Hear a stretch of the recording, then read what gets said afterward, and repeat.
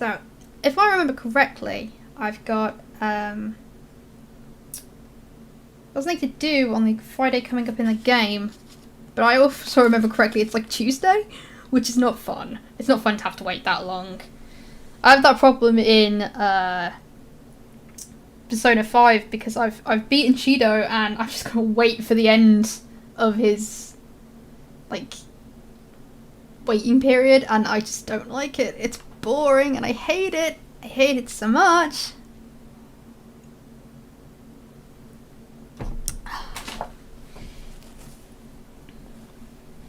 But, you know, it won't be too bad. There are so many ridiculous transactions to do with my terrible acting ability. It is so much fun.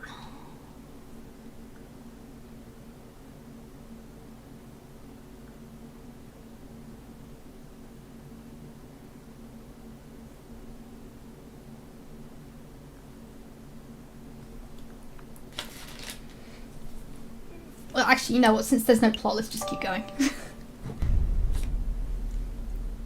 Oh, it's worse than that. It's Sunday. We've got to kill until Friday. Oh god, so bad. Okay. Oh hey, there's plot. Should we go to Palais de Justice, Chocolat Emporium, Le Canard Joyeux, Château Cronière, La Conciergerie, Banque d'Art, or Palais de Louvre? Oh, hello, James. Yay, I'm not so alone now. Time for ridiculous transactions. So, back to the question at hand. Which of these, with the little timepieces, should we go and do? Because we have time to kill. We have to go to the Rue des Marmosettes on Friday, and it's Sunday. Let's go to the Louvre, maybe. We're all good with the Louvre? Yes, the Louvre it is. Palais de Louvre. Excuse me, madame. Do you have a moment to talk about the executive reason? Peddle your pyramid scheme to someone else, but I've got a kid to feed. Madame, it is not a pyramid scheme, madame. Take a leaflet at least. Well, what about you, monsieur? Would you like to learn about the glorious teachings of Jacques Appert? A cult, is it? Not today, monsieur. I've already been in my fair share of cults. But this cult is different! So my accent is all over the place with that guy. A member of the Cult of Reason, huh? Strange, I thought that cult died way back in the old revolution. Hey, Falcon, that person! It looks like a run-of-the-mill cultist. I can see that, but doesn't his face look familiar to you? Yes, sure. Very familiar. He does look familiar. Actually, the resemblance is uncanny. Shall we get his attention? Uh-oh, he spotted us.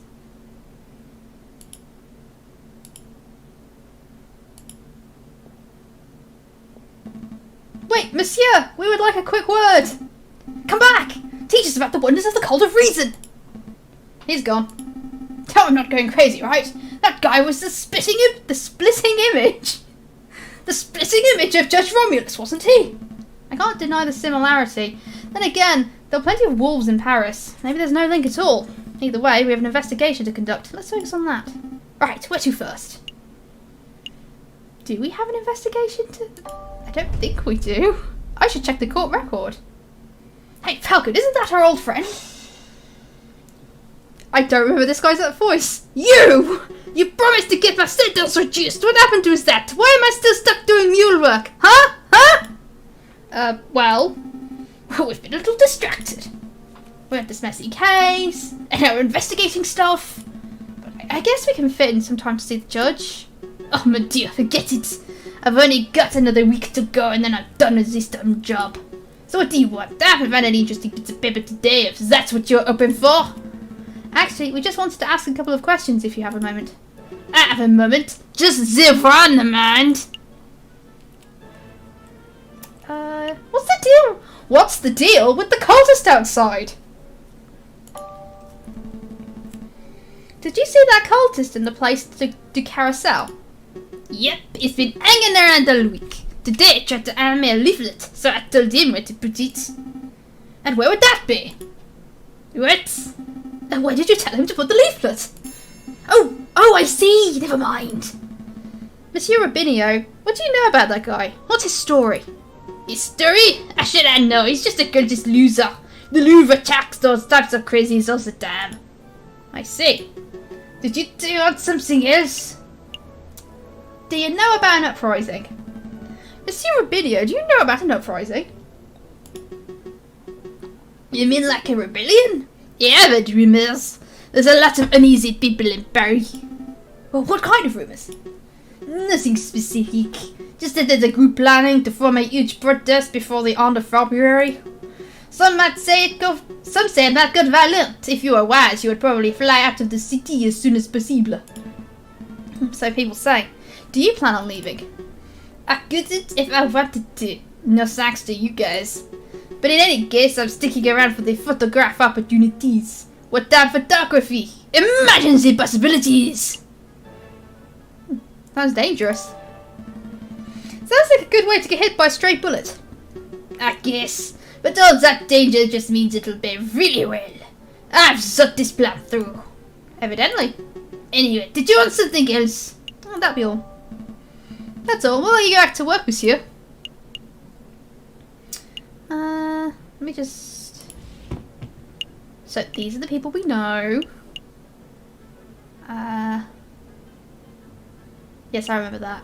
Oh yes, our first case. That was fun. Yes, we still don't know a bunch of people. But I don't think we're on a case right now. Oh, I've only got 59 francs. Yes. Yeah, no, we're not on a case. Good.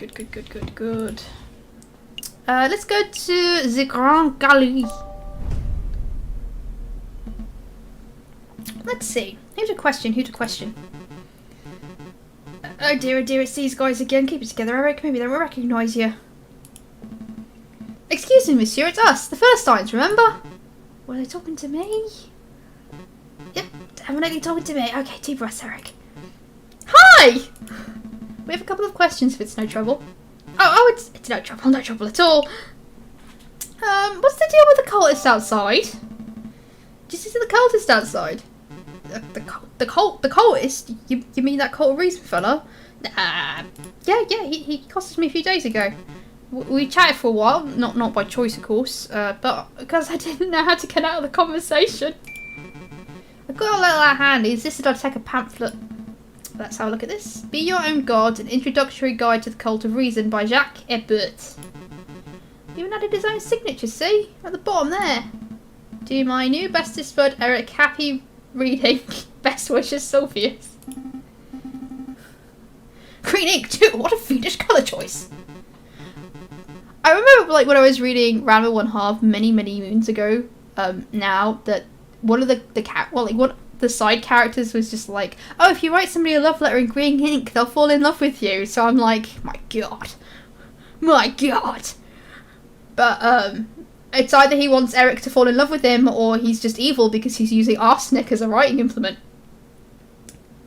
That guy was such a slime ball. We aren't even closest to best buddies. At least we know the cultist's name, Sylvius. Do you mind if we keep this pamphlet, monsieur? Be my guest. I don't want it. Yay! His voice wasn't... He wants something else. His voice is not consistent at all. This is what happens when you fall out of practice. Do you know anything about an uprising?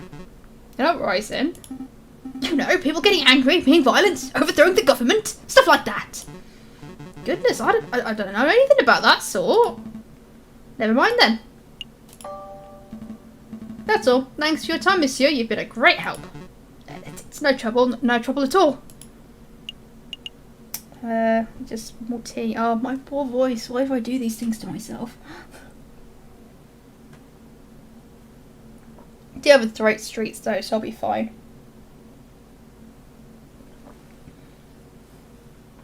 Let's just pour some more tea. Let's go to the Salle du Tibre. Back in the old Salle du Tibre.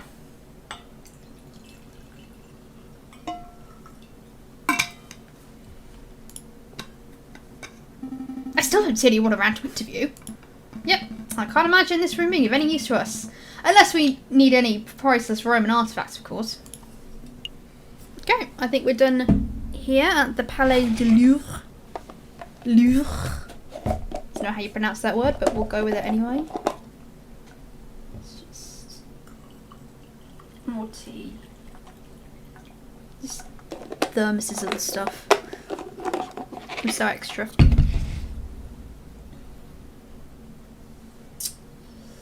Oh, I think we're done here today. How do I leave again? I don't remember how to leave. Nope.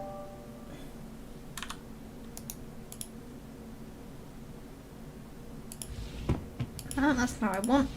Let's look at this pamphlet. Oh, okay. We've looked at it. Okay, good.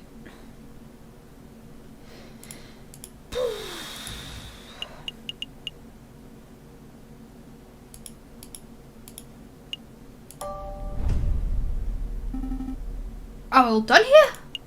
Yep, let's go. Yep, let's make a move. Good call. We can always come back later if we've forgotten something. Okay, now it's Monday. Where do we want to go this time? Should we go to...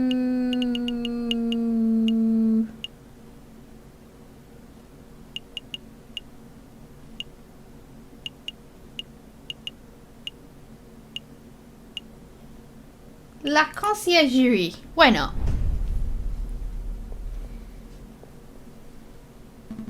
Still no sign of Quark. I can't believe it. A nosy jailer gets all up in our faces when we're doing our lawyer thing. When we actually need him, he's nowhere to be seen. It is a little strange, actually. What do you think happened to him? Maybe he got promoted. Maybe he got a promotion. Chief Jailkeeper Quark? That's a scary thought. In any case, we've wasted enough time in this place, so I'm going to cross this place off of the map. If Quark isn't here, then he isn't here. Right.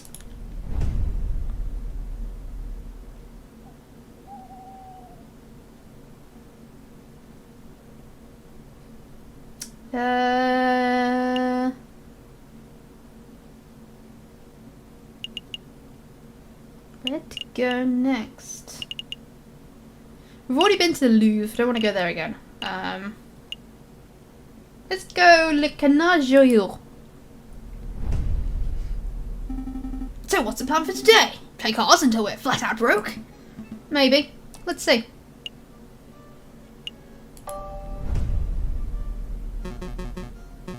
Oh, the pig fellow has returned. Let's play some cards, monsieur. Yeah, sure. Let's play around. Absolutely. Deal me in, monsieur. Very well then. Do you know how to play? It's been a while. Nope, I'm only familiar with Seago and Tap to Rock. Oh, this is so much better than those silly games. Let me tell you how it works. I have a deck of cards with values between 1 and 11. I deal you 1 card at a time. If you hit 21, you win. I give you 5 francs. 5 francs? That seems a little steep. This is a man's game, monsieur. Only children gamble over petty sous. Besides, the higher stakes make for an exciting game, right? I suppose so.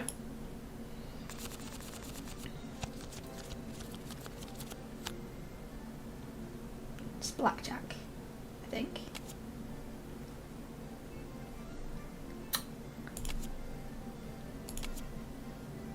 Oh, I hate it when it's like this. I lose. They suck. Unlucky, monsieur. Most unfortunate. Shall we have another round? Alright, one more. Absolutely. This is why I don't gamble much in, or video games in general.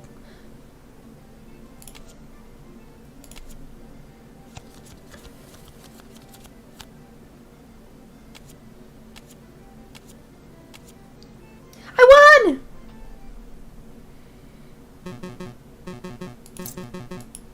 Nah, I'm good.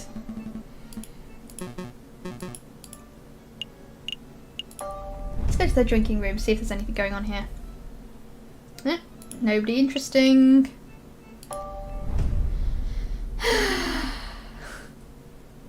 Are you ready to hit the road? Yeah.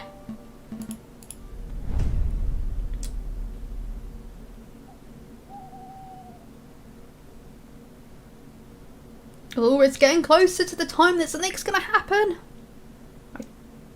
Oh, what's going on?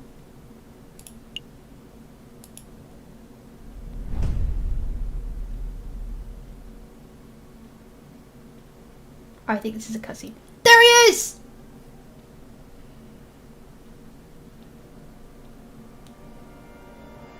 That's the rooster who shot Croque Monsieur!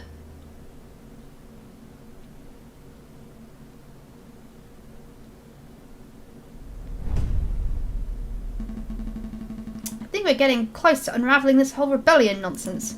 It's not dull, Sparrowson, we're nearly there. Alright, let me just deal with this letter first. Spam? I don't think so, it's from Cocorico! Severin? Well, go ahead, Sparrowson, let's hear it. JJ, if this letter reaches you interrupted, then it means I've been captured or killed by the rebels. What?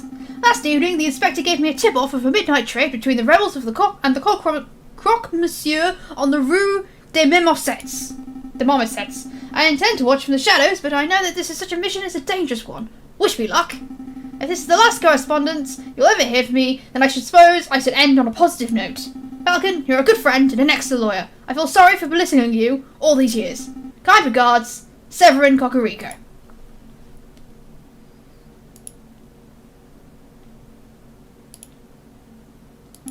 Is this for real? There's no way. This is going to be some sort of setup. It's Severin's handwriting. Where do you think he is? I don't know. Why would he go alone? I don't know. But we have to go help him, right? I mean, if that trade was at midnight last night, then it's 10 o'clock now. He might still be okay. Maybe. I don't know. Come on, pal. Pull yourself together. You've got to act fast while there's still time on the clock. Sparrowson, I have a bad feeling in my gut. Well, yeah, me too. This letter is terrifying stuff. No, you don't understand. I know that if Severin isn't already dead now, he will be very soon, and there is nothing we can do about it. What are you talking about? You don't know that? I do. I am certain. We've messed up. We've missed something. We've overlooked something vital, and now Severin's fate is sealed. You're spouting defeatist nonsense. Come on, Falcon, let's go visit the Rue de Marmoset. We might find a clue.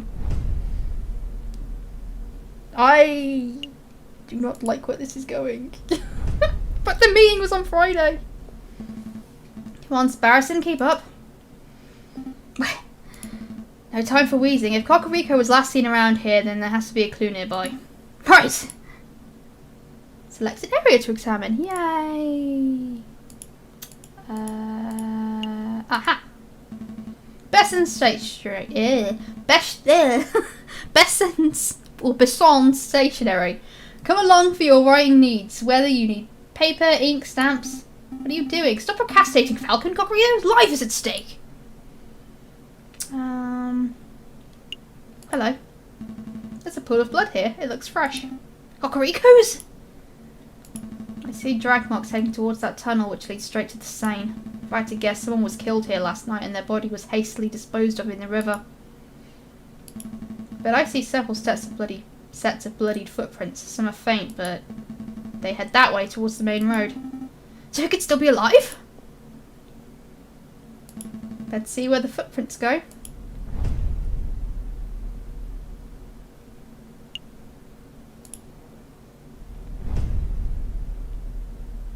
Man, you can really tell this is set in the past. Am I right, fellas? Here, as footsteps lead right into Notre Dame? It seems that way. Unbelievable. Where's a friar when you need one? Forget the friar. Let's keep following the blood trail and see where it ends up. Wait a minute, Falcon. Shouldn't we get the police involved before we go any further? You remember what Severin wrote in his letter? The inspector was the one who gave him the tip-off. Huh? What are you saying? Did you think the police are in on this? At this point, anything's possible. We have to stay focused on the trial. The trail, sorry. I mean, I know I am a lawyer, but this is not actually a trial. Hey, wait up there! That way leads straight down to... Man. I'm famished! Where is that mouthy parrot gonna leave me with my duty so I can go grab a snack? Do not remember what he sounds like. Do not remember what he sounds like. The trail keeps going. Hey, isn't that the conciergerie jailkeeper? Quack! It's Quark, you dummies! I've no idea you're a religious man, monsieur. I'm not. At a career change, private security pays much better than regular jail keeping, you know. Monsieur, we don't have much time, so I'll keep it brief. We're following a trail that leads to the door behind you. We need you to let us pass. Door behind me? Ha! You're here! It's door behind me to see straight to the catacombs. You don't want to go in there. Catacombs? And besides, just because I know how to get in doesn't mean I'm just going to let you pass. Got a job to do. Got integrity. I promised to act as guard, and that's what I'm doing. You want a bribe, don't you? Bingo, what you got? Here's 10. Here's my fist. Here for your troubles. Oh, here's 10 more. Ah, fine!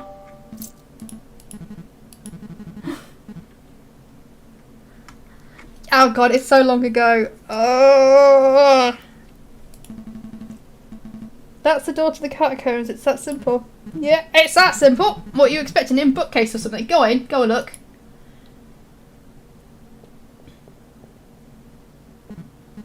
What idiots, they're walking straight into a pitch black maze without even a torch.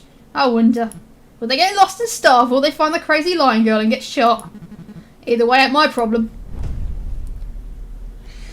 Upon entering the doorway, Falcon and Sparrowson find themselves at the top of a stone staircase that spirals into the abyss below. Here goes nothing. They begin the descent. I knew an underground passage would be dark, but this is ridiculous. I can't even see my hand in front of my face. Just keep putting one foot in front of the other, Sparrowson. I think that was the last step. Now it's just twisted tunnels ahead of us. I should take up smoking. If I smoked, I'd have a match right now, and we'd be able to see where we're going. Plus, you know, all the health benefits. And I'd probably be calmer. Keep it together, Sparrowson. I know. I'll unravel this loose thread from my jacket. You just trace the string to find a way back if we find a dead end. Ah, good thinking. Just like Theseus and the Minotaur. Wait. There aren't any Minotaurs in here, are there? Head of a bull, body of a bull. Scary stuff. That's not... Actually, never mind. It feels like there's a gap in the wall here. Yes, the path branches. I can feel a slight breeze coming from the passage to the left. The air seems a little more stagnant to the right. Take the breezy path. There's a chance that the breeze could be caused by an opening. Let's head that way. The walls feel weird and bumpy. What kind of stone is this? I hate to break it to you, Sparrowson, but that's not stone. Wait. So what is it? Well, we're in a crypt. Oh dear, I thought we'd be dealing with one or two coffins, not walls of skeletons. Keep it together, Sparrowson. Severin's life is on the line. You're right. I have to stay focused. Oh, it looks like the path branches again. Are my eyes going funky from the darkness, or is there a glimmer of light coming from the right path? No, I see it too. There's definitely some light on that side. It's definitely getting lighter. I can see my hands again. And that might just mean we're getting close to an exit, right? Maybe this has all been a wild goose chase. Hush, listen. Voices? Voices, we're getting close. Wait, Falcon, aren't you scared? Terrified. There they are. I'll ask, well, madame, what is your name? No, not Cocorico. Are you with the police? The royal guards? Speak, bird.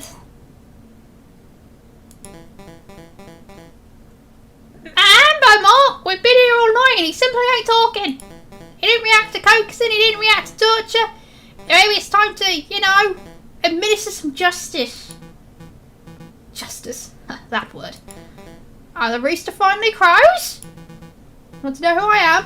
Fine, my name is I don't remember his voice either. Oh no, this is terrible because he's like one of the main characters. My name is Severin Cocorico. I am a public prosecutor for the court of Assizes. Well, Severin, it's been a pleasure, but we're going to be having spies running around our base operations and I can't wait. So without further ado, I hereby sentence you to... Wait a minute, Pierre. This is not ordinary spy. Because he's a prosecutor? No, because he's the bastard who condemned my father 10 years ago. Wow, are you sure? I had my suspicions when I saw his smug air of arrogance. It's earlier than that, I declare. But now I know his name and occupation, there is no doubt. Do you remember, Bird? Do you remember the trial of our honest lion in the winter of 1835? What is your father's name? Jean Belmont. What were his crimes? His only crime was trying to feed a starving child. He took a handful of vegetables from a grocery stand, not out of greed, but out of a sheer desire to see me survive. But you were seen by a policeman, another arrogant cockerel like yourself, actually. So my father was thrown in jail. He was dragged to court. I had the privilege of watching the proceedings from the stands. I remember your sharp words. This man is a thief. This man is a scoundrel. He deserves the harshest possible punishment for his crimes. You didn't care about the consequences. You didn't care about why my father did what he did.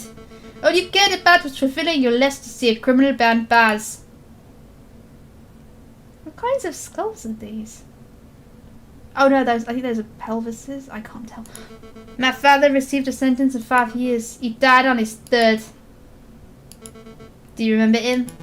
Mademoiselle, in all my days as a prosecutor, I've seen over thousands of cases. I'm not going to remember a single bread thief.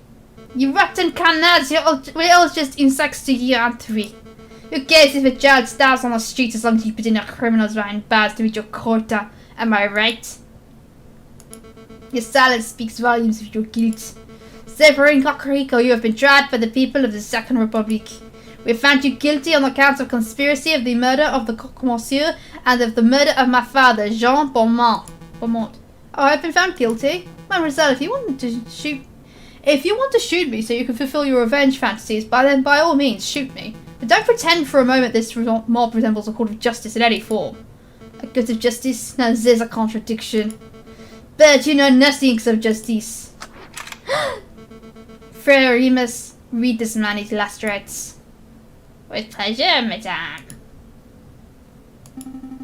Falcon, we have to make a move. Say something.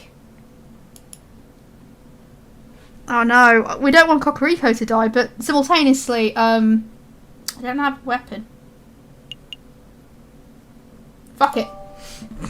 Alright, I'm going in. I'm going too. Nope, I need you to get out of here. Go find the police, Royal Guard, anyone. I'll stall for time. Falcon? Okay, I'll go and help. Do you have any last words? Just pull the bloody trigger and be done with it. Wait! Wait. He's right. This is a terrible trial. There's no evidence, no defence, no examination of the facts. You've dragged a man off the streets and decided his fate based purely on your own prejudices and whims. Oh, the clerk? Does this bird brain think he is? I am this man's defence attorney. I am JJ Falcon. JJ, what are you doing?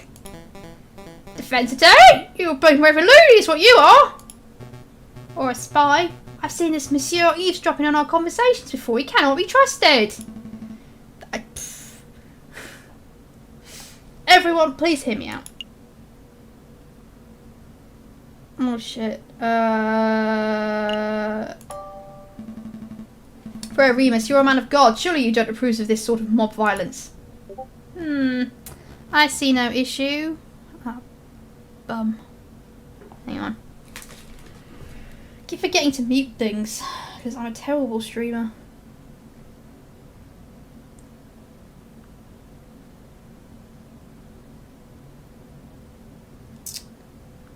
Just want to mute this.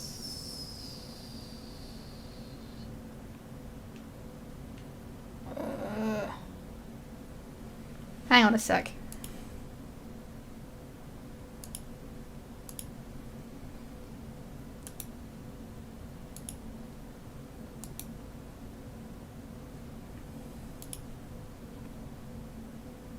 Right, sorry about that.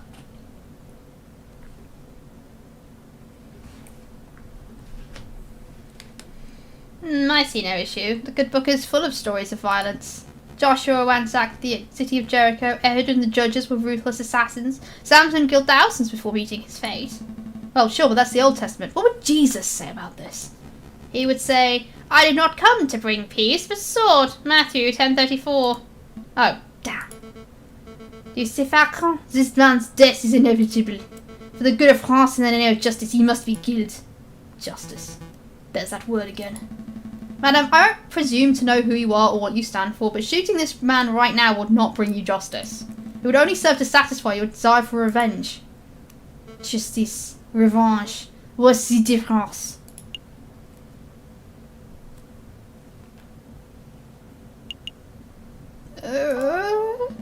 Rationality, madame. Justice is carried out on the basis of hard facts and logic. It isn't distracted by petty emotions.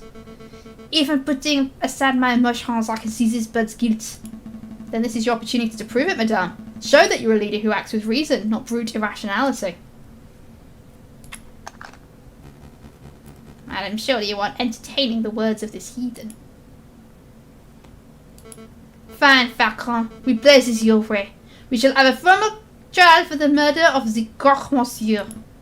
Excellent. Shall we head back to my office and file the necessary papers? Do not take me for a fool. You'll walk us right into a trap.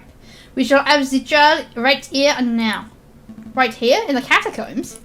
It's a good place, this idiot. I suppose we'll be needing a judge. I volunteer! No thanks, Pierre. We're trying to form a courtroom, not a circus. Oh? Just go see how the security is doing, Pierre. We don't want any more spaz wandering in. Rightio! Perhaps I can help, madame. You notice I'm a pious man after all. Okay, Venus, you can be a judge, and I will lead the prosecution. What about the jury? With due respect, I don't trust your peers to be impartial. Look around you. As we speak, we are being watched and judged by countless dead men and women. They should be our jury. That may work as a metaphor, but in practical terms... In practical terms, it is me you have to convince, Falcon. Convince me that this bird is not guilty. After all, I am the one who holds the gun. Well, it looks like we are ready to get started. The trial of Severin Cocorico is underway. He stands accused of the murder of the man known as the Croque Monsieur in cold blood. Madame Beaumont, please explain the details. Sorry, my accent's going all over the place again. Madame Beaumont, please explain the details of what happened. Very well. Last night at the stroke of midnight, 2 gunshots were heard on the Rue de Marmosettes. Pierre alerted us and we managed to arrive before the police did. On the scene, I saw the man known as the Croque Monsieur, a good friend of ours, lying in a pool of his own blood. Standing over the body, I saw the murderer, Severin Cocorico, still clutching his murder weapon.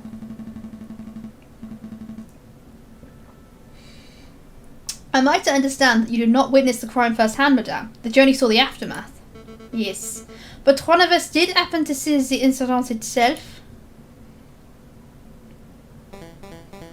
And, by more, I found this here pigeon running around our tunnels. I'm no pigeon, monsieur. He's a spy in any case. So I execute him right now.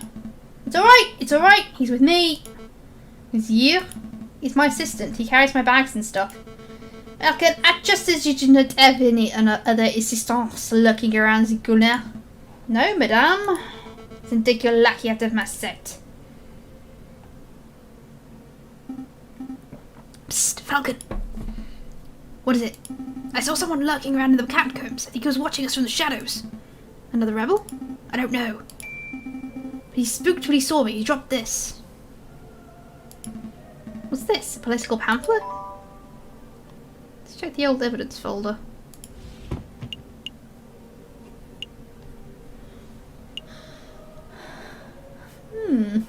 Interesting. Well, best be getting back to the patrols then. Not so fast, Pierre. You witnessed the crime firsthand, did you not? I did, ma'am. Then you can be our first witness. Go stand in the center. Okay. Do I need to say an oath or something? That won't be necessary. We trust you. Just tell us what you saw last night, Pierre. Okay. I saw it plain as day. A Croque Monsieur was just minding his own business on the Rue de Marmosettes. And all of a sudden this there brute of a rooster appeared with his gun in hand. Bam! The rooster fired. Croque slipped to the floor. Using the last of his strength, the Croque Monsieur drew his own gun. Bam! The Croque fired back. So to clarify, Cocorico shot first. Yes, ma'am. A question there? Oh god, this is a who shot first question. What happened next? Well, as you know, I know you guys, Fraternité, Remus, and you, ma'am, were only a stone's throw away at the cathedral, so I ran to get your help. We arrived all back on the scene maybe a minute after I had left. And there I saw the dead croque-monsieur and the murderer Sovereign Croque-Rigor is my own eyes. Thank you for your report, Piero. It's nothing, ma'am. You see, Falcon, Pierre has not the sharpest knife in the kitchen. True that. But he is honest to a fault. I would trust his word with my own life. I don't doubt the man's honesty, madame. Nonetheless, I would like to cross-examine the witness. Cross-examine? What does that mean? I don't claim to be an expert in the law. Law is my brother's role in the family. But then I think a cross-examination means that Falcon would like to waste our time by asking pointless questions. Actually, it would mean I would like to make sure that Piero's story holds up under scrutiny. Yes, I will be asking questions, but only questions that directly relate to the case at hand. Clearly a pointless stalling tactics, madame. Shall we put an end to the trial? No, we'll let the bird have his little cross-examination. But don't worry you, Falcon. Don't mess with me. Don't mess with you. If I get the slightest inkling that you're rambling to stall for time, I will end this trail on this spot. Do I make myself clear? Start questioning Croque-Rigor's just size or the colour of the croque-monsieur's underwear and I will lose my patience. Yeah, I get it.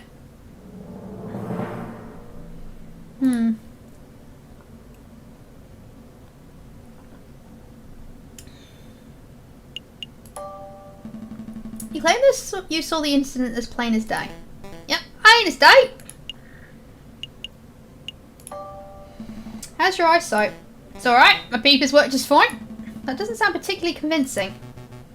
I went hunting for Piero once. I had no problem spotting a boar at 8 metres. Quite often he would spot game before I did. See, my eyes are fine. He was a terrible hunter though. Every time he saw a boar he would go, wow, look at that piggy. I came back empty-handed. In my big mouth.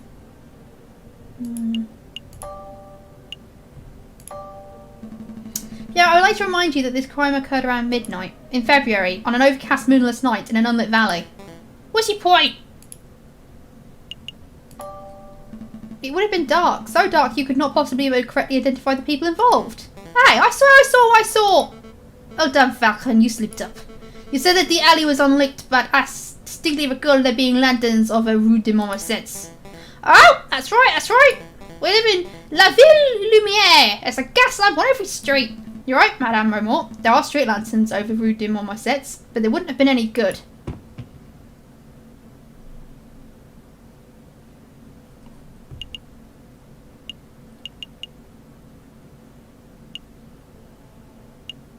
Why wouldn't they?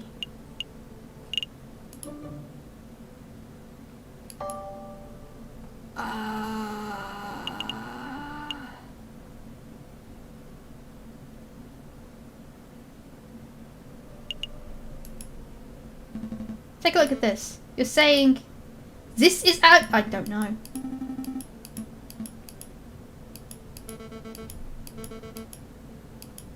I don't know. How would I?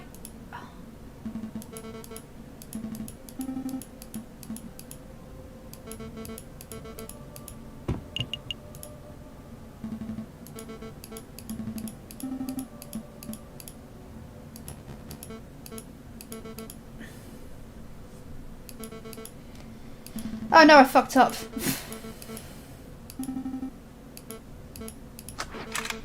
No! Sovereign Croque-Rigor, you are firmly tried by the people of the Second Republic.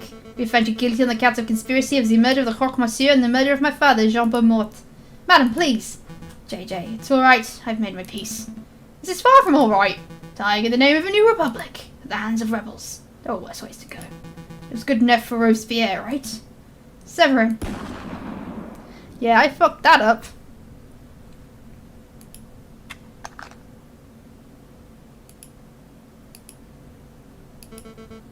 Then to the body, Pierre.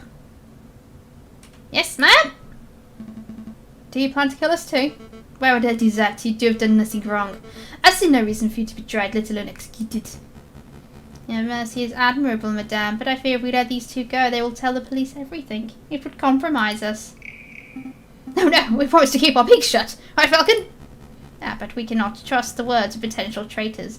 Madame, for the good of France, we must execute the birds right now. It's a man of God you are. I hate to admit it, but you have a point, Remus. This is an unpleasant situation. What to do. Okay, I know. I'm going to give you a choice. Pardon me? You have two options. The first is that I shoot you right here and now. That's not something either of us particularly want, but if it must be done. Well, what's option number 2? You join us. We need lawyers to help bring the new republic into fruition. Your skills would be very much appreciated. Our skills? Somebody has to draft new laws. Somebody has to file the paperwork to secure the republic's internationally recognized legal status. Somebody has to prosecute the officials who corrupted this country. Wouldn't that be a glorious job? You mean prosecute the Prime Minister? Or the King? We can discuss the specifics later. For now, I need to hear a decision. What will it be? I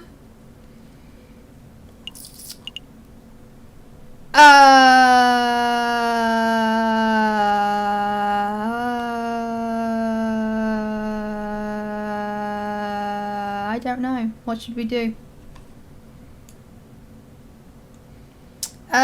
Answers on the back of a postcard, please. I don't know what to do.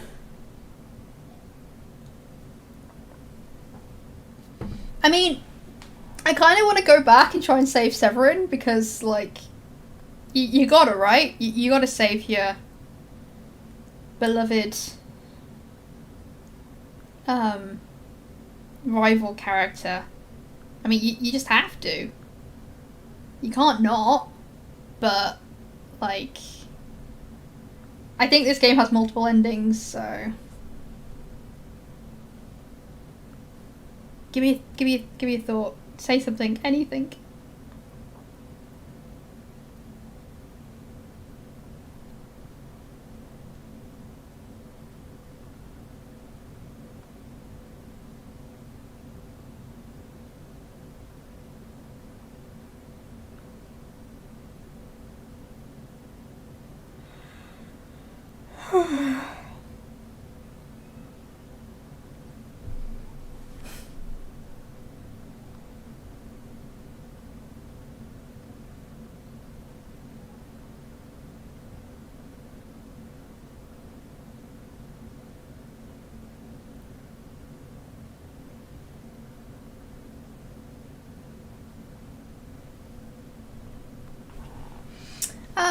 Fine, we'll betray our principles. Fine, we'll work for you. Good. The verbal contract has been made. So, what happens now? Pierre and Fontaine will lead you to Le Canard Joyeux. I'll finish Pierre and meet you in 2 hours. Needless to say, I'll be keeping a close watch on you. Don't even think about running. Of course. Then we're done here. Fontaine, lead the way. Yes, madame? Come along, you two. Don't remember his voice. Keep messing up. You can't seriously be trusting these filthy lawyers, madame. They're probably plotting revenge for their dead friend at this very moment. I did trust them. Throughout that trial, I got the impression that Falcon was trying to de-escalate the situation. Avoid violence. Such a viewpoint is naive, but it's exactly what we need in this revolution. But they will betray you. If they are stupid enough to even raise one feather against me, they will regret it.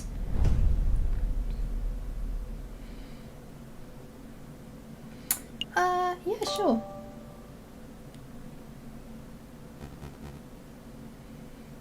You can come out now, brother.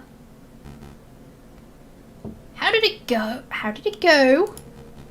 Better than we ever hoped for. The rooster is dead and the madame has tasted her first blood.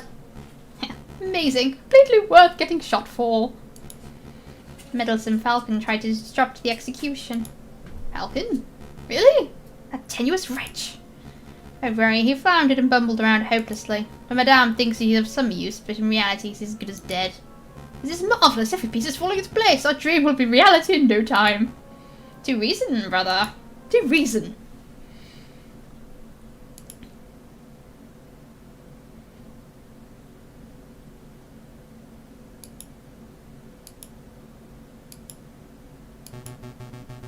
I hope you don't harbour too much hate for the Madame.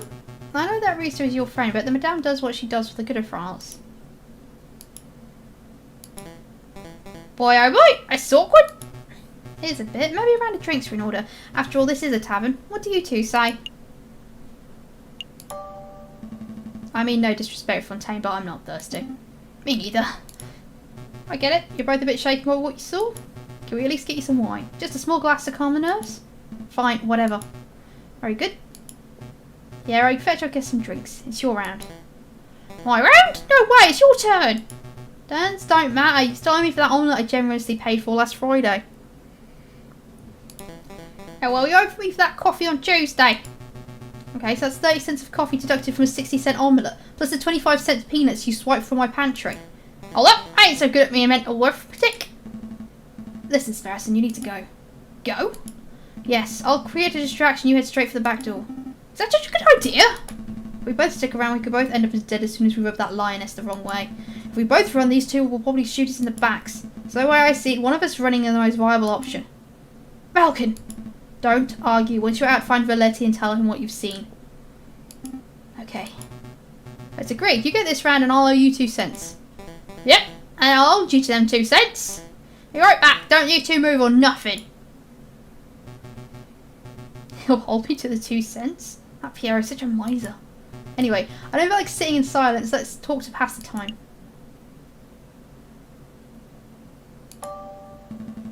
Fontaine, I have a gun question. A gun question? Do go on.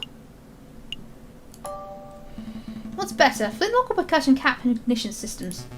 What a delightfully technical question, but I'm afraid there's no dispute here. Percussion caps are the future, hands down. You see, flintlocks are unreliable. As the light drizzle and the ignition system no longer functions, the gun becomes worthless. But a percussion cap will always work as long as it's built correctly, and as long as the gun has enough gunpowder. I suppose there is a match for the material cost. How much does a brass cap cost compared to flint and steel? Still pricier, I think. Alright, bought drinks, one for me, one for you, and one for... Hey, where's that little one gone? The little one, he's right. Oh, mid. I lost him. You lost him? How did you lose him? I was gone for 2 minutes. I think I dropped the ball on this one. Oh, say, Madame's going to string us up for sure. Actually, we should make up a cover story. We can't let her find out about this. You can't let me find out about what? Tweedledee and Tweedledum over here weren't paying attention and let Sparrowson walk casually away. Madame! We can explain? I swear I give you 2 buzzers, 1 damn job. Doesn't matter, that little bird was dispensable for our plans, but Falcon isn't. What's more important is Distelier. And if Sparrowson runs to the police and both its location in the sleeping city are compromised, we should keep this meeting brief. Agreed, Falcon, let me quickly fill you in. As you probably know, we are planning to form a protest. An enormous protest on the 14th of this month. We intend to draw a massive crowd at the Palais de Concorde, the Place de la Concorde, and then we shall march across Tuileries Garden. March across Tuileries? You mean intend to storm the Louvre? No, the Palais Royal. That's where the King and Prime Minister will be residing. I'd like it to go peacefully, but peaceful uprisings have a habit of turning violent, don't they? Exactly. You can't let the leaders of these countries escape Mr. Chaos. They must be judged for their crimes against the French people. On that note, I want you to lead the prosecution. You want me to prosecute? The King of France. The King and the Prime Minister. They are both responsible for the rampant inequality that plagues this country. So is Beaumont like French Shido, or is like Shido the king? Answers on the back of a postcard, please. On the day of the revolution, we will drag both of those overpaid bourgeois onto the streets and you shall prosecute them then and there. I think I understand. Prosecuting the pair for crimes against humanity, I suppose. It could certainly be done. If I were to interview a lot of citizens, gather a lot of evidence, file some paperwork, I could probably prepare a case in around 2 months. We don't have the luxury of time. Use your ingenuity on the day, just like you did in the catacombs. I failed miserably in the catacombs. You can't be serious. There's no alternative. The wheels of the revolution are already turning, and the revolution will ignite in under a week. The question on my mind is, what do we do with you until then? You can live with us, ma'am! Well, keep a good eye on him. After seeing the atrocious job you did guarding the little bird, I think not. I'll just have to guard you myself, Falcon. You shall spend this week at my side while I complete our preparations. At your side? All day and night? Absolutely. I'm not going to let you out of my sight for 1 minute. That seems excessive. You can trust me, madame. No, I can't. You promised to help me, but I know that you don't actually believe in the cause of the Second Republic. If I give you one greater freedom, you will undoubtedly flee. This meeting is over. Come along, Falcon.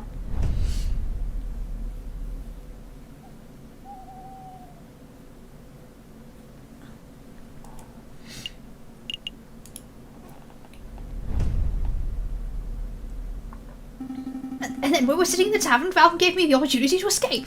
He created a distraction and I sneaked away and I went straight to the police and you called a meeting and well, here I am.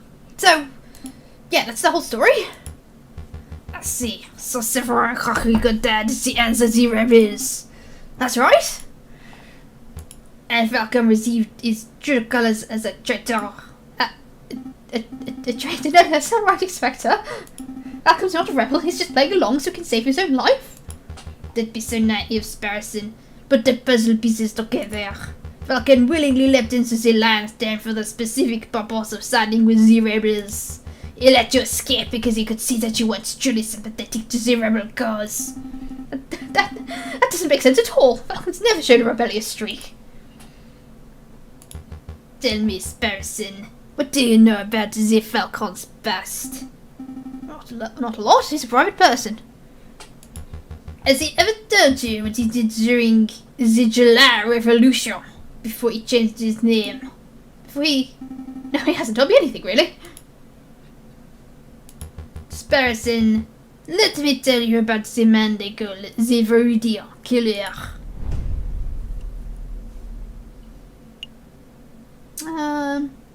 Yeah, sure. The Palais Royal. Just look at the disgusting den of fat cat bourgeois and hypocrite local politicians. The king is probably in there as we speak. Probably sitting in his high chair, stuffing his bloated faces with cake and wine while he boasts about being the perfect citizen king. Did you come here just to moan about the king? No. I came here to assess the potential battleground. On the day of the rebellion, I might order Pierre to set up a barricade over there. What do you think? There? Right outside the Palais Royal? Of course, it's the perfect place for a defensive garrison. We can gather furniture from nearby buildings, build a wall and position rifles to fend off the police. When the time is right, it will serve as the ideal location to launch our assault on the palace. So you weren't just throwing empty words in the tavern. You actually do intend on dragging the king out of the palace through violence. Of course, he will never abdicate of his own volition. It is not as if I want to see bloodshed, Falcon. It's necessary. It's inevitable. I mean, we have to be realistic. There is no way to bring change to a country without using violence, is there? I think there are ways. People look back on the violent moments of history, the executions, the wars, the bloody revolutions. But who's to say that a country could not be overturned just through the chants of the people? A pacifist revolution. Interesting. I would love for such a thing to be possible. My poor throat. My poor throat. Naughty. Leaf water is love. Leaf water is life.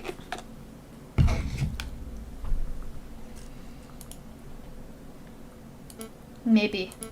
It would be better to avoid building the barricades. At least until it's clear that violence is inevitable. That's good. That's a good compromise, madame.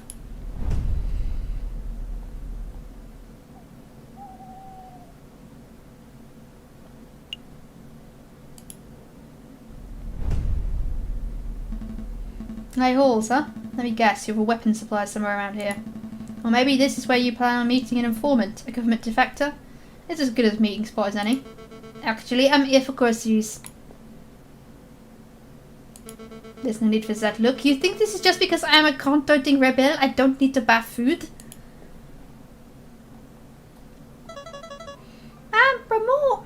more. Well, if it isn't Sultan and little Gambit. You're growing bigger every time I see you. Ma'am, you'll have to hear this. Something big went down here yesterday. A policeman, an unsavory policeman. Let me guess, he was bullying people into revealing secrets on the birds about to the revolutionaries. Well, that's how it started, ma'am. Same old bullying tactics. He was pushing around this old beggar rat who hangs around the market sometimes. But then, when the rat wasn't speaking up, the policeman drew his gun and shot him. The policeman shot the beggar, just like that. Yep, but then the coward cop went and ran before we could turn on him. I find this difficult to believe. A policeman wouldn't openly shoot a beggar without just cause. Up in your ass, Falcon. This is the regime as Parisians live under. We are ignored by the government, oppressed by the police, and anged by the courts. Yeah, my throat is killing me. What do you think I am fighting so hard to make a change? We can't put up with this sort of bullying. No. This can't be right. Something has to be missing from Sultan's story. Do you mind if I ask you a couple of questions, madame? Sure. Ask away. Make it quick, Falcon. What did the policeman look like? Well, I didn't get a good look, but he was tall and ugly and mean looking, and he had one eye! One eye? Yeah, he had one of them pirate patches. There's no way. Ring any bells, Falcon? I know a man who fits the description, but it simply couldn't be him. He's a bitter individual, but he's morally righteous. I can't imagine him shooting an innocent person so recklessly. Don't let your bias towards the justice system affect your judgment, Falcon. If you think you know who did this, then please name and shame him. I think I should bite my tongue until I'm a little more certain. Do you want to know anything else, monsieur? If a policeman did shoot an innocent person, there would surely be an investigation. Ah, your naivety knows no bounds, Falcon. You think the police care if one of their own is out of control? Actually, there was one bloke asking around, but I don't think he was a policeman. Oh, go on, madame. Well, he was this charming fox. Reynard! A friend of yours, Falcon? Something like that. We should probably pay him a visit to see what he's up to. Pay him a visit? I suppose we can sit aside a little time. I honestly kind of ship these two now, and I don't think I should. Do you want something else? Just who was this beggar rat?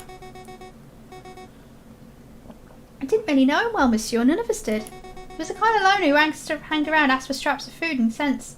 I didn't even know his name. It's so sad. Did he have no family, no means of support? Falcon, do you have any idea how many beggars there are on the streets of Paris? How many people got hungry? How many people are forced to turn to crime? Crime? I'm well aware, madam. I'm asking these questions to see if there's perhaps some reason why that particular rat was killed. But no. It appears there was just the loss of one unnamed beggar rat among many. It's tragic. That it is, monsieur. Is there any other way I can help? That's all, madame. Thank you for your help. No problem. I need to help Ma'am Beaumont. But try and get to the bottom of this, Sultan. Just make sure to stay safe when the revolution starts. Stay inside. Keep combat safe. Of course, madame. You say you're safe yourself, you hear?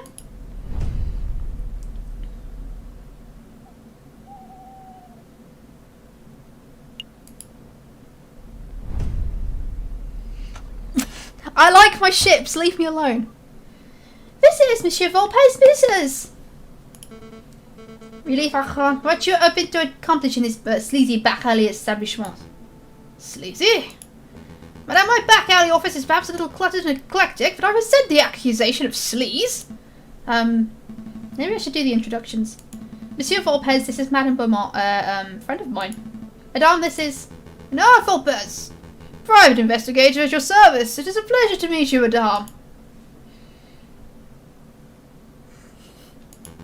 Ah, how stoic. As I'm sure you have some pressing questions to ask, Falcon, but before we get started, there's something I must tell you. Monsieur Sparrowson's dropped by earlier. He informed me of your situation. Sparrowson, is he alright? Oh yes, he's now working with Inspector Fraternité, attempting to unravel the rebel plot. Just as that, though, it appears your Salakia solidifies his position as a traitor to the Second Republic, Falcon. Perhaps, perhaps not. Sparrowson doesn't strike me as a person who sides with any ideology. But you know, he asked me the most peculiar question. Would you like to know what it was? Of course. Such information is quite valuable. It would cost, say, 30 francs? I don't have 30 francs.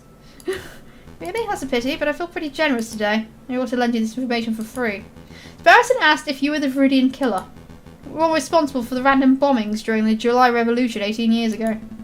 Why on earth would he ask that? Perhaps the inspector had been telling him stories. What did you tell him? The truth, of course. That is, That I have no idea who the Viridian Killer is, but I knew it couldn't possibly be Falcon. Oh, and how do you know that I'm not the Viridian Killer? Falcon, please. You're a semi-drunk, bubbling oath, not a ruthless killer. Anyway, I've started my own investigation into the Viridian Killer. It's fascinating stuff. Apparently he was seen in multiple places at once, which leads some to believe he was actually more than one person. Huh. And do you know what they call him, or should I say them, the Viridian Killer? Viridian is a greenest colour, isn't it? No, I don't have a clue. Crimson Killer would have been a much cooler name. It appears that no one knows the origin of the name, which leads me to suspect that he, or indeed they, chose their own name. That's all fascinating. Truly fascinating. But perhaps we can return to the conversation as to why we're here. Of course. Monsieur Volpez, we heard that you were investigating the murder at Les Halls.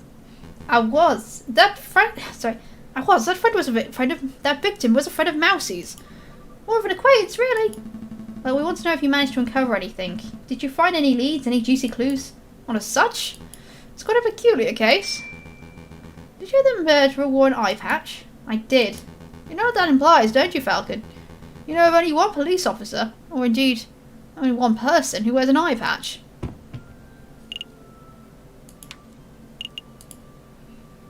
The inspector? But that can't be right. You wouldn't describe him as a murderous man, would you, Monsieur Volpez? Murderous? I don't know. He's certainly passionate about finding the Viridian Killer. What's to say he wouldn't kill in the pursuit of his arch enemy? I want to solve this mystery as soon as you do, but the time is pressing and we have other matters to attend to. We must take our leave. Understood. Until next time, Monsieur Volpez. Goodbye and good luck, Monsieur Falcon. It was a pleasure meeting you, madame. Monsieur Volpez? Lioness looked pretty angry. Is a revolution going to end in blood, Mr. Volpez? Just like in 1830?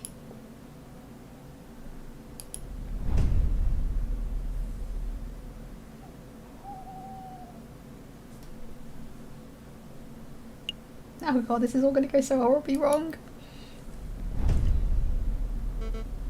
Let me think. So it takes 10 minutes to walk from the Place de la Concorde to this very spot. And the Palais Royal lies 5 minutes north of here. But the crowd will be very large and slow. It may take twice or maybe 3 times as long to make the move. Having a logistics problem, madame. Perhaps. The plan is to walk the crowd from here through Tuileries to the Palais Royal. If we take too long to pass through the Tuileries, the police will trap us in. We could be flanked and slaughtered. It's quite an issue. Why not just get the protesters to meet at Palais Royal itself? Because the Place de Concorde is an ideal meeting location.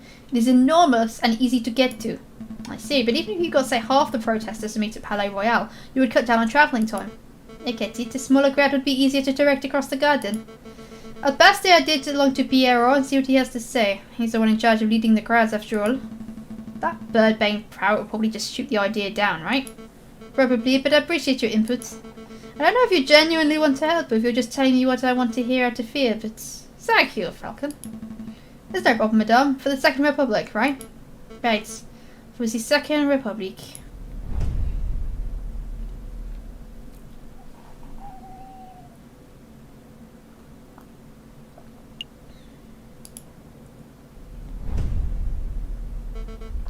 This is it, Falcon.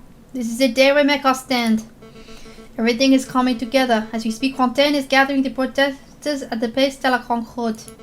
Pierrot is making preparations to build an armored barricade near the Palais Royal. Just as a precaution, you understand. Only question that remains today is, are you ready? Of course. Absolutely. Bring on the revolution, I say. That's the spirit. Come on, let's see how the protest is going. Falcon and Bowmore arrived at the Place de la Concorde. The air is thick with the shouts and cheers of hundreds of protesters. A line of mounted soldiers stands shoulder to shoulder outside the entrance to Tuileries. This is amazing. I had no idea the Second Republic had this many supporters. But of course, you didn't think that we were just a few animals huddling in a cave, did you? The desire for revolution runs deep in the city. Everything's in place at the Palais Royal, madame. Just say the word and we'll set up the biggest barricade you've ever seen. We can all storm the building and drag that cocky king out of his chair. There's been a change of plan. We're still going to protest, but we're going to do it peacefully. No firing from behind barricades, no violence, no capturing the king or prime minister. Madame, are you feeling alright? Quite alright, thank you. But what of your desire for a better France? You cannot achieve that without bloodshed. We can certainly try. Falcon. Falcon. Pacifism seems like the Christian approach, wouldn't you say, Freya? I see. So that's how it is. Excuse me, madame. I think the friar disapproves of the new strategy. He probably thinks I'll come soft, and maybe I have. But I'm not deviating from this path, even if each and every rebel leaves my side.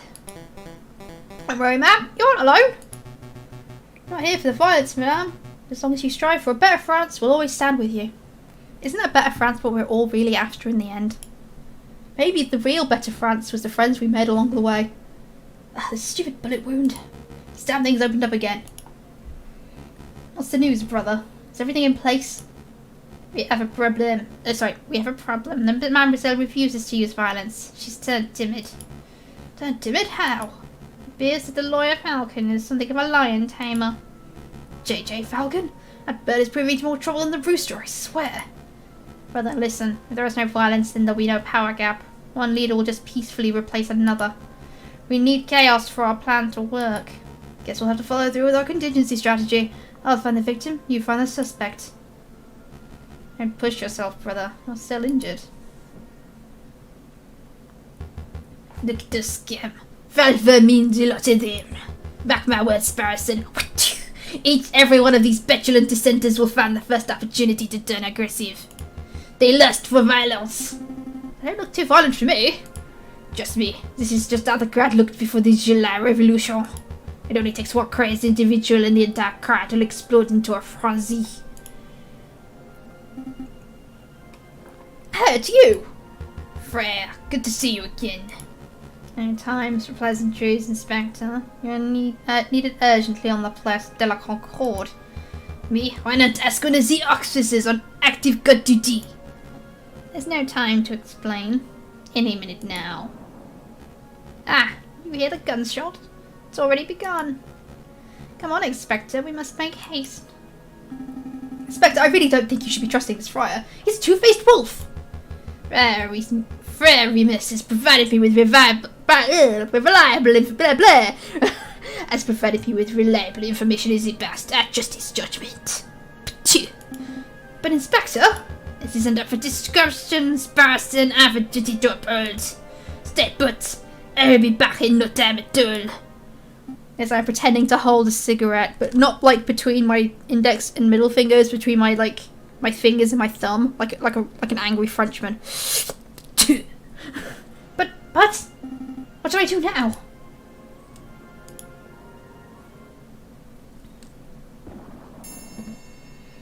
Gunshot. It was nearby too. So the Frere was right. Violence really is an inevitability. I haven't reached that stage yet, madame. I can't afford to take chances, not now. Pierre, march the crowd to the Palais Royal and construct the barricade. Yes, ma'am? Fontaine, Falcon, we're going to find the source of this disturbance.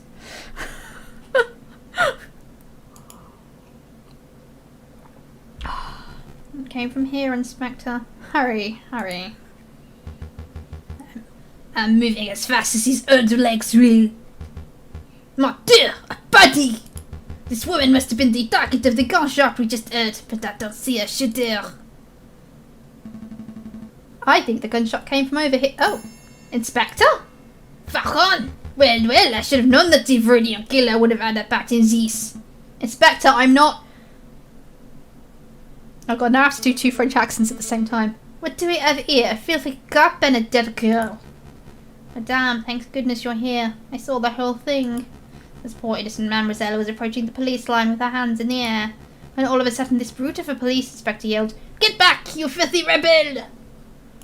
He drew his gun and shot the bird point blank through her heart.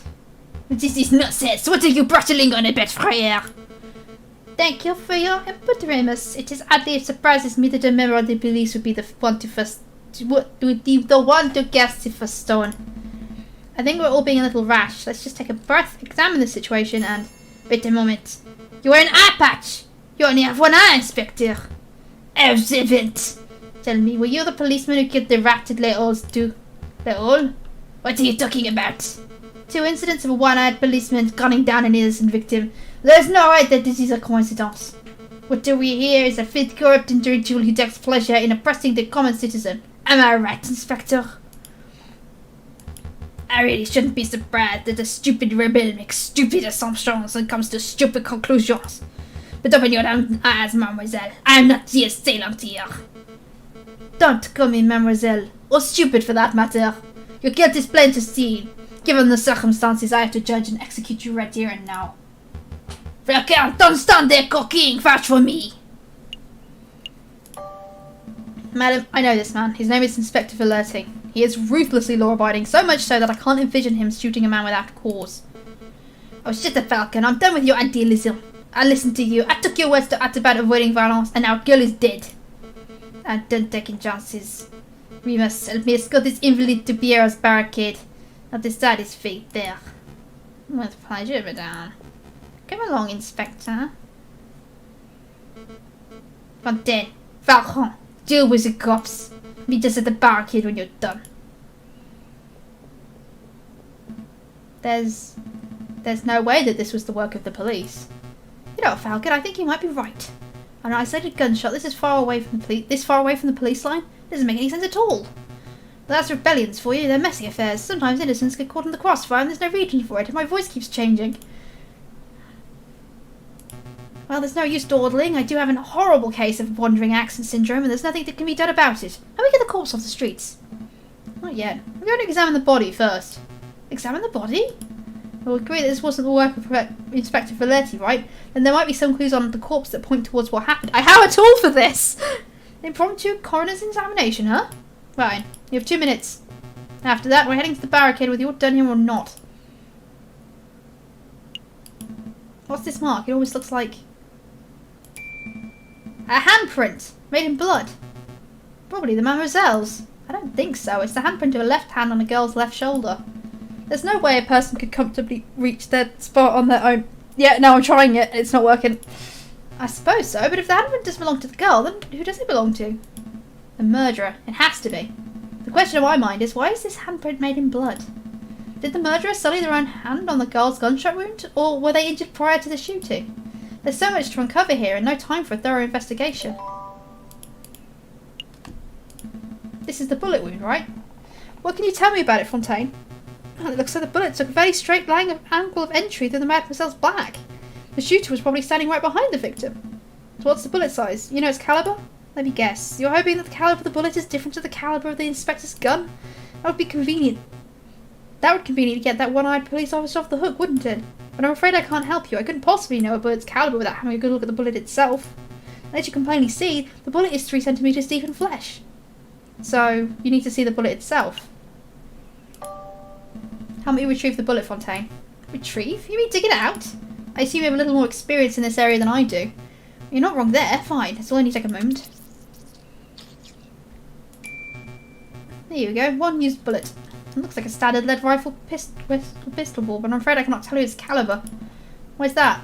The bullet fragmented upon impact, monsieur. I gathered all the pieces, but I cannot assess its diameter with any accuracy.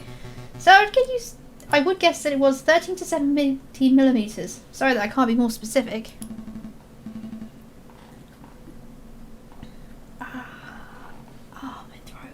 My poor throat. You know what? Fuck it. I know it's rude, but my throat.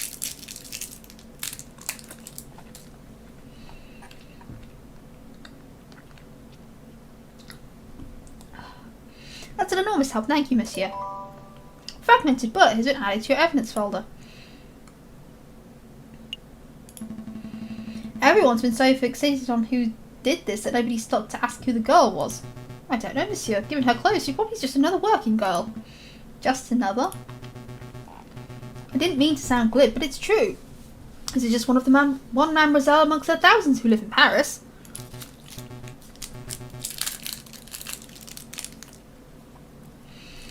Who was she? Where did she work? Will her family miss her? I don't know, but in the long run I don't think anyone will care. I care. I can't afford not to. I don't know who this mademoiselle was, but I'm going to see to it that justice is brought about for her death. Hello? It's a long shot. And maybe this girl is faking her injury. Just for the sake of thoroughness, I really ought to check for a pulse. Right. No, nothing.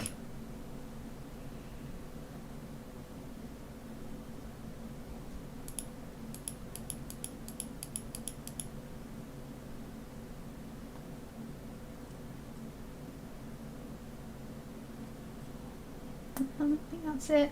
There's nothing else. Look at the handprint, we looked at her face. Nice veil. She's definitely dead. Bullet. No, I think that's it. I'm done here. Very good, let's move this body off the street. Then we must hurry to the Palais Royal. Rest in peace, mademoiselle. I'll see to it that justice is done. Everything's going just as planned. Madame is probably fuming right now. She'll check Palais Royal and the Prime Minister will flee and then... Excuse me, monsieur. Excuse me, monsieur. What do you want? I'm busy. Don't you recognize me, monsieur?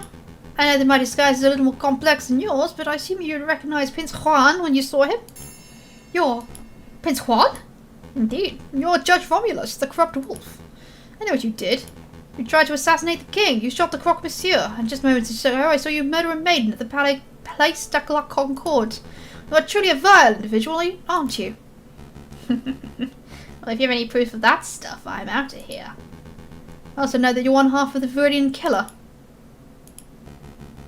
On any other day, I would get you where you stand, Fox, but as it happens, I'm a little busy today. Well, the Viridian killer is too busy to kill me.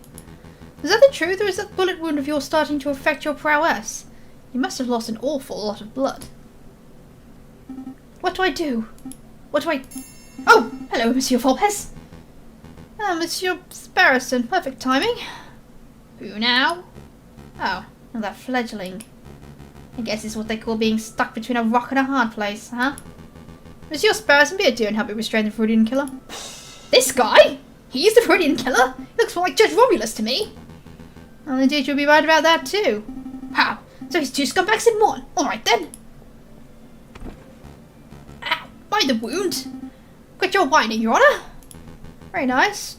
Very nice takedown, Monsieur Sparrowson. You may want to check his pockets for weapons. He's something of a notorious killer after all. Of course, let's see what we've got here. Aha, here we are. A pistol. Probably the one used to kill the maiden, I suspect. What else can you find, Monsieur Sparrowson? This, and... eye patch. Weird. What does Wolf want with an eye patch? Oh no, this is bad. Very bad indeed. I don't get it. What's wrong with an eye patch? There's no time to explain, Mouse. Mousy! What is it, Monsieur Fulpes? What is it? Take this eye patch to JJ Falcon. If my fear is correct, he'll be somewhere around the Palais Royal right now. Tell him that this belongs to Remus's brother. Hurry now. Right away, Monsieur Fulpes. Right away. Oh, Sparrowson really is the MVP. Like you would never have seen this coming at the beginning of the game. I must go too. I need to find the other half of the Viridian killer pair before something terrible happens. Wait, Monsieur Fulpes, what am I supposed to do with this guy? With his gun, don't you? March that wolf to the nearest police station and collect your reward for capturing Judge Romulus. What a strange day. Outside the Palais Royal, the rebels have constructed a makeshift barricade out of furniture, branches, rocks and anything else they can find. From behind the wall, the rebels taunt the police and the royal guards with chants. I'm growing impatient, Beak. Confess your crimes. I have nothing to confess, you filthy rebel. You and all your rebel friends should confess to 1,000 cups of treason and public disorder. We will see each and every one of you hanged for your flagrant disregard of the law. Your stubborn attitude is disgusting. A few days ago you were seen at La Hole. Witnesses saw you murder Bagger in cold blood. That's the weird thing. These animals do refer to each other by their species a lot. And yeah, inexplicably, didn't in this instance. I don't get it at all, really. Today a friend has testified to see you murder a girl, again completely unprovoked. I don't know why you continue to plead your innocence, spelled incorrectly for some reason, but it doesn't matter. I don't need a confession to know you're a killer. Madame Bromort, stop. The inspector did not shoot that mademoiselle. Keep your beak closed, Falcon. I am done listening to your suggestions. The policeman is guilty is every other monster in our decrepit justice system. It is my duty to excavate him. Madam Falcon has covered some pretty convincing evidence. I would recommend you hear him out. Please, just give me 5 minutes. 5 minutes and I can convince you of this inspector's innocence. I wish I had convinced her of Cocorico's innocence. Severin! Severin! 5 minutes is precious in a time like this. I can't afford it. What if you're wrong? Are you willing to see another dead innocent? Thank you, madame. I mean, my life saved by the Viridian killer. I humiliating. Quiet, speak. Your life is mine until I say otherwise. Okay, so first of all, let's recap on what Friar Remus had to say. Wait, where is that Friar? He's a key witness to this crime. He scarpered as soon as he dropped the inspector off. Said he had some business to attend to. Business? Man, oh man, those barricades are looking pretty scary. But I mustn't fear, for I'm a brave doc. I'm the great Officer Beck, handsome, intelligent, strong, truly a fearless hero remembered for... Hello, officer. Ah, you scared me, monsieur. Monk? Friar, actually. Friar Remus. Listen, officer, I have something of great importance to tell you. I was just passing by the rebel camp and I overheard a conversation.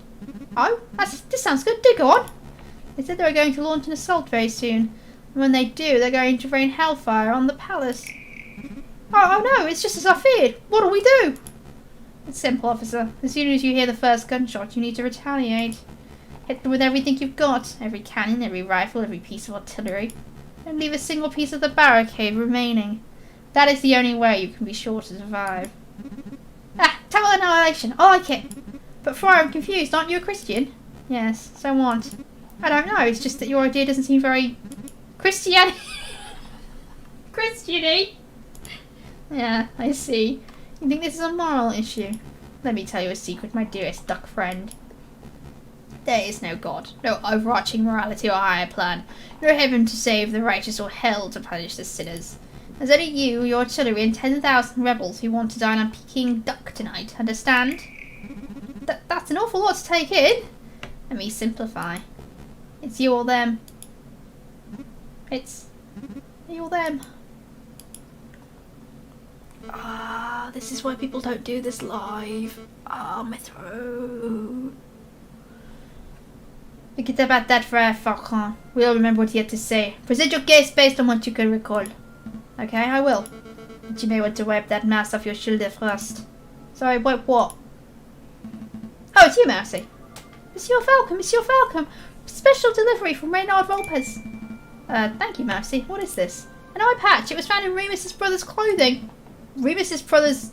This is an eye patch belonging to Judge Romulus. That's interesting.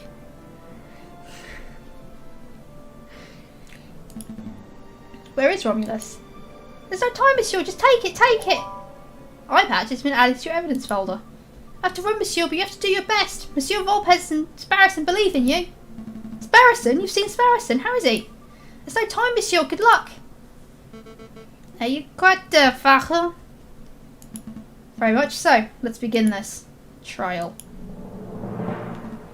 Okay. So let's remember what the friar said.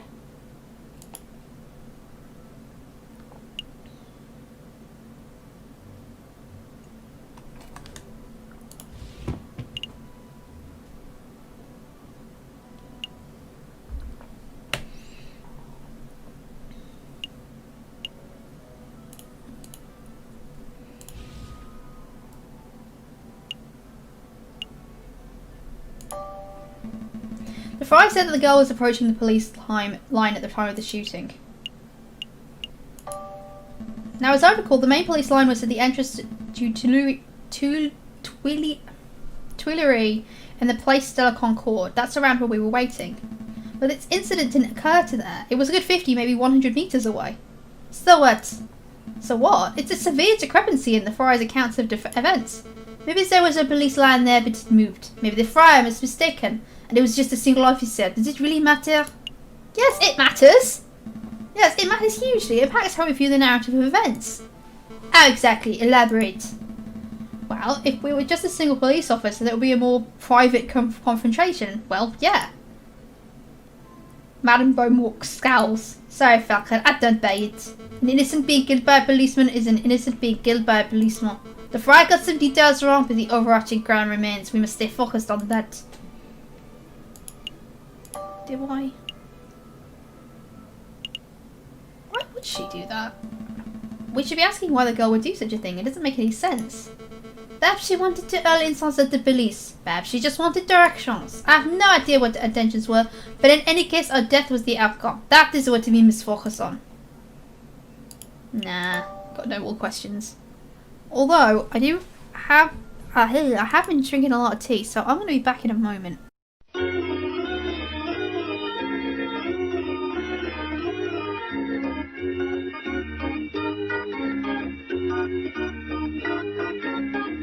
I'm back.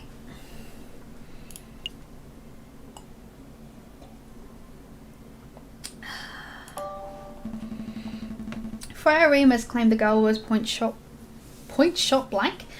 point blank in the chest.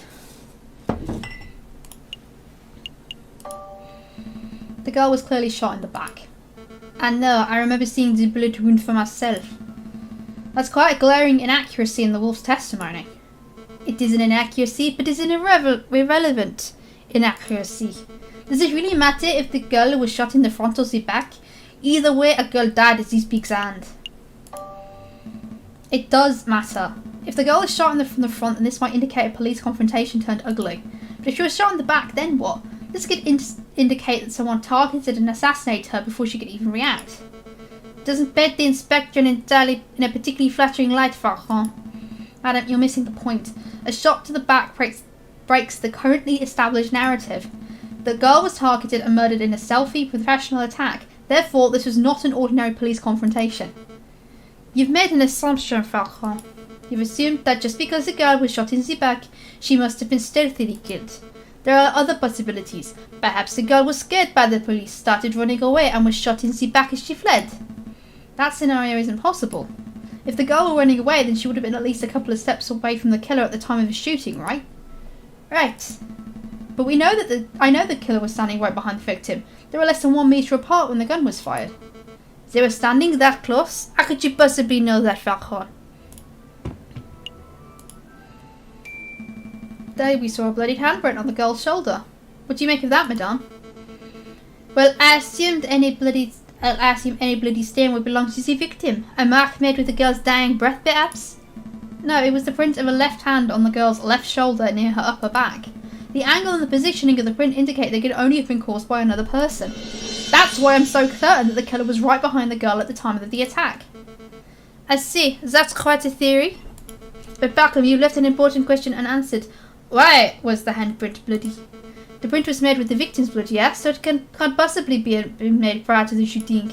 The killer must have wiped his hand on the girl's clothing after she had already died, and does Folletti even have hands? And if that's the case, then my suggested scenario is still possible. The girl may have been running from the police when she was shot.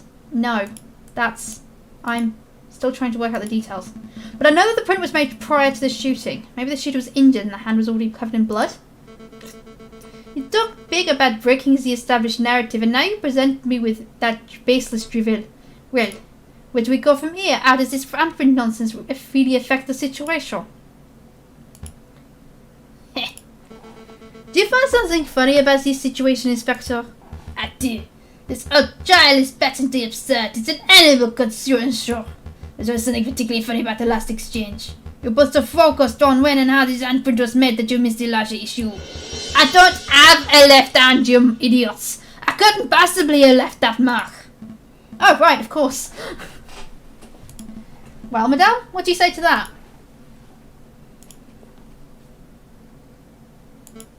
Maybe the handprint came from an accomplice, or maybe it had nothing to do with the incident, or it feels good to see someone else speculating wildly for a change. Okay, fine. I don't have a solid explanation, but I must concede that it's possible, maybe even likely, that the person who left the mark was the murderer. Therefore, as much as it pains me to say it, I must concede that the inspector probably did not shoot the girl. So that's it, the inspector's off the hook. No, there's still the matter of the insurmounted letters. What incident is this? I know nothing about it. Ha! As if you don't know. A beggar was shot and killed in Les Halles a few days ago. The attacker was described as a scowling police officer who wore an eye patch. Sound familiar to you? Joran Falcon, explain the figure of this one. Until 5 minutes ago I was at a loss, but I was recently presented with a piece of evidence that makes the answer all too clear. This was a false flag operation. False flag? Explain yourself, Falcon. Madame, what do you know about Remus's twin brother, the man known as Romulus? Not much, only that he was forced to flee the country by an oppressive government about a month ago. That's a half-truth, madame. You see, it is correct that Romulus is being hunted by the police, but I've had suspicion that the wolf was lurking in Paris itself, although I never managed to find definitive proof of this. Anyway, it turns out that my suspicion was well-founded. He was recently apprehended, I think. You think? I don't know the details, but it doesn't matter. What's important is that a reliable friend found this on Romulus's person just moments ago. An app badge. Romulus has perfect vision. Why would he need something like this? There's only one possible explanation. It is part of a disguise. Something to conceal his identity and make him appear as someone else. A disguise. You're saying that Romulus shot the beggar rat. Just a friendless police officer inspector? Exactly, madame. It's no coincidence that Friar Remus happened to find the very same inspector just as another murder occurred today. So, Remus was in on it too. Two wolves working together to make this policeman look like a murderer. But why? Why would they do that? To rile you up, madam. To make you lust for violence. And if your actions today are anything to go by, I would say that they succeeded. Damn, I've been so stupid. I have let myself get so misled by a couple of wolves. This trial is over. Go, Inspector, you're free. It's a bit damn. Let him walk, madame. Of course, it would be criminal to confine an innocent man any longer than necessary, even if the man is a bitter, stubborn pig. Falcon! You guess? I don't understand you. You're stupid, you're reckless, but you've forbidden talent for my freedom. I'm starting to suspect that you really aren't the Viridian killer at all. It certainly took a long time for that to pass that factor, you thick skull. Inspector, if you're still hunting that villain, maybe you should speak with Renard Volpez when this is all over, I mean. I hear he's doing some research into the Viridian killer. Maybe he knows something. Maybe I will. Madame, it appears that your gang of rebel filth don't intend on ascending the palace anytime soon. I'll relay the information to the artillerymen. Maybe we can keep a peaceful standoff going until this blows over. Thank you, I appreciate that. All of you, stay out of trouble. So, what happens now, ma'am? We're going to continue our protest peacefully. We're going to stand there, chanting and shouting until the Prime Minister and King both step down out of sheer humiliation. It might take days, weeks, but if we manage to challenge this country with one more person being harmed, then... Well, look who returned. Madame, I just saw the police inspector strolling out of here unharmed. Why did you let him go? That's simple, Remus. We all had a discussion. And we came to the conclusion that I had been misled by a couple of wolves. Uh-oh. How many lives have you fed me, Friar? How much damage have you done to further your own goals?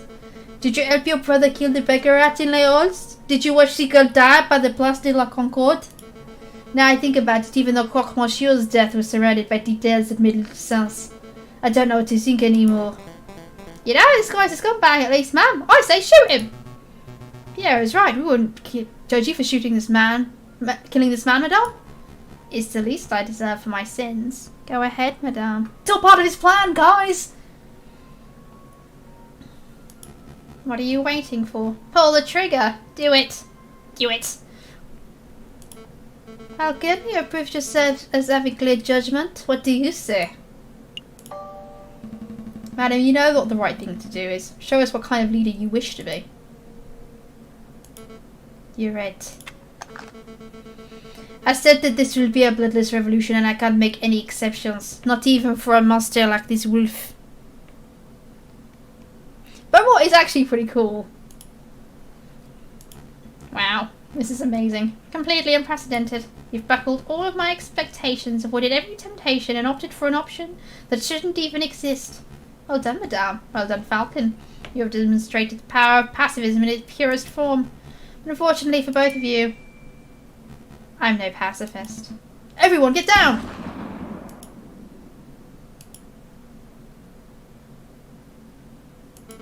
Suicide. Shooting himself in the head? What a loony! Hardly surprised the wolf would be too cowardly to face real punishment. This isn't right. It's not the solution I wanted either, Falcon, but I can't say I'll mourn the Friar's death. No, that's not what I meant. I meant that it doesn't make sense for him to kill himself so abruptly. And that comment of his, it was almost like, I think we need to get out of here, all of us, right now.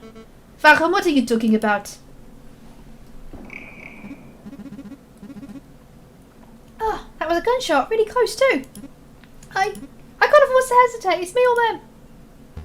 Officer de fire! No way, I can't afford to take chances, it's me or them. Oh no. Stop, please. It's me or them, fire every cannon.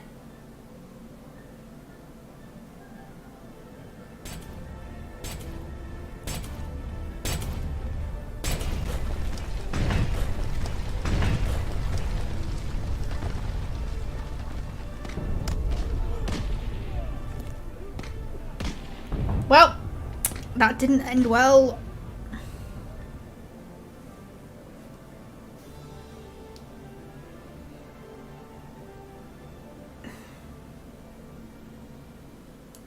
Can anyone hear me? Piero, Fontaine.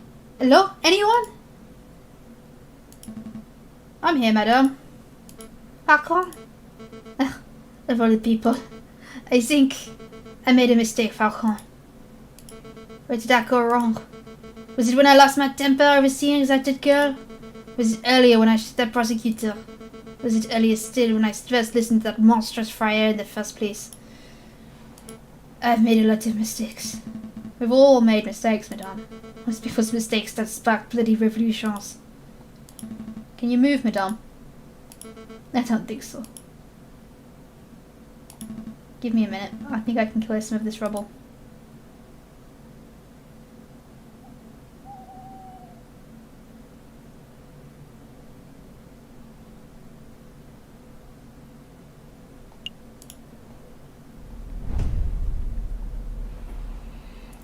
Dear Monsieur Volpez, I'm writing you from the Demaro Railway Express. Modern technology truly is amazing.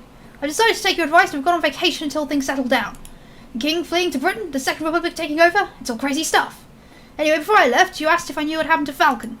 Well, I got my hands on a copy of the official police report and it says that Falcon died during the attack on the barricade. But it also said that the police didn't find a body, same as Leone Beaumont. Weird, huh? Rumour has it he was probably blown away by cannon fire, but it doesn't sound right to me. The Falcon I knew was tough and intuitive. I think he found a way to escape and survive. So in my opinion, he's still out there. It's possible, isn't it? Anyway, I should wrap this letter up because I'm about to reach my stop. Vienna! I'll let you know how Mademoiselle Signy and her parents are doing. Maybe you should come pay a visit sometime?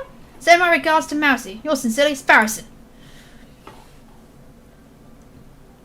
Yes, I see a person selling milliram strudel. What is it?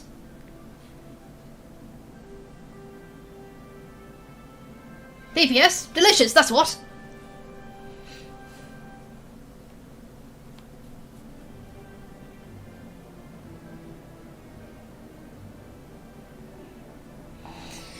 Well, I think we got a bad ending.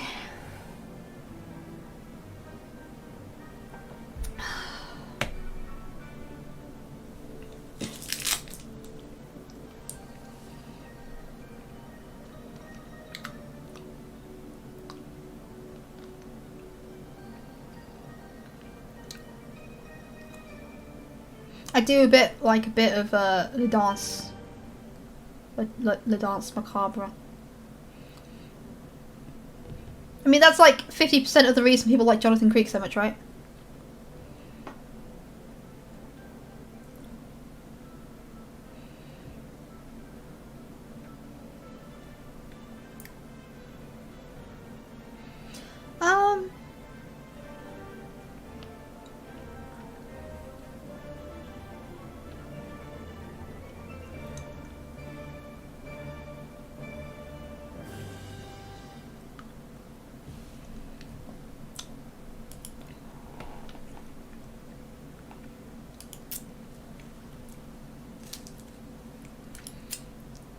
Okay, so we can get a different ending.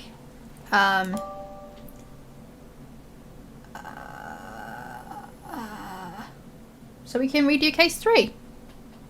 Jonathan Creek is great. But, I don't know, man. Part of me's like, I should do case 3 right now. Like, we should go through it again, because it's been so long. But the rest of me's also like, I'm an idiot, and my throat is killing me. Oh, we've only been doing this for, we've not even been doing this for 2 hours. But my throat is killing me.